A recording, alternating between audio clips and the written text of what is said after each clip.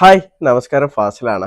ഞാൻ മുമ്പ് പല വീഡിയോയിലും ഞാൻ പറഞ്ഞിട്ടുണ്ട് നമ്മളെ മാവുകൾ പ്രൂൺ ചെയ്യാൻ പറ്റിയിട്ടുള്ള നല്ലൊരു ടൈം എന്ന് പറഞ്ഞാൽ നമ്മളെ മെയ് മാസം ഒരു പകുതിക്കും അതേപോലെ നമ്മുടെ സോഫ്റ്റ് പ്രൂണിങ് ചെയ്യാൻ പറ്റിയിട്ടുള്ള ഒരു ടൈം നമ്മൾ ഓഗസ്റ്റ് പകുതിക്കൊക്കെ ആണ് എന്നുള്ളത്. ഇതിപ്പോൾ സെപ്റ്റംബർ ലാസ്റ്റ് ആണ്. ഇനിയിപ്പോൾ അടുത്ത ഒക്ടോബർ നവംബർ ഡിസംബർ ജനുവരി എന്നൊക്കെ പറഞ്ഞാൽ മാവുകളൊക്കെ പൂക്കുന്ന ഒരു ടൈമാണ്.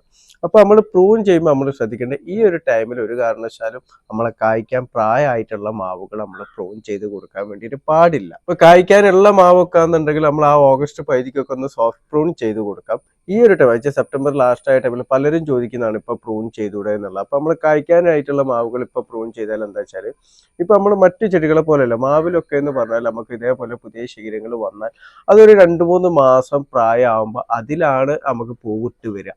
മറ്റേ നമ്മളെ പേരക്കയിലൊക്കെ വരുന്ന പോലെ നമ്മൾ പ്രൂൺ ചെയ്ത പുതിയ ശീലം വരുമ്പോൾ തന്നെ അതിന്റെ കൂടെ തന്നെ നമുക്ക് പൂവിട്ട് വരൂല. അപ്പൊ 2-3 മാസമെങ്കിലും ആ ഇലക്ക് ഒരു പ്രായം വരണം. അപ്പൊ നമ്മൾ ഇപ്പം പ്രൂൺ ചെയ്ത് കഴിഞ്ഞാൽ ഇക്കൊല്ലം കായ്ക്കാനുള്ള ഒരു മാവാന്നുണ്ടെങ്കിൽ അത് പിന്നെ കായ്ക്കാനുള്ള സാധ്യത അവിടെ ഉണ്ടാവില്ല. അപ്പൊ അതുകൊണ്ടാണ് പറയുന്നത് ഇനി ഈ ഒരു ടൈമിൽ നമ്മൾ പ്രൂൺ ചെയ്ത് കൊടുക്കണ്ട. ഇനിയിപ്പോൾ നമ്മൾ അത് കായ്ക്കുകയാണെന്നുണ്ടെങ്കിൽ കായ്ച്ചു കഴിഞ്ഞ് അതിന്റെ കായ്ഫലൊക്കെ പറിച്ചെടുത്തതിന് ശേഷം ഒരു മെയ് മാസം പകുതിക്കൊക്കെ ആയിട്ട് നമ്മളൊരു ഹാർഡ് പ്രൂണിങ്ങോ അങ്ങനെയൊക്കെ ചെയ്ത് കൊടുത്താൽ മതി കേട്ടോ.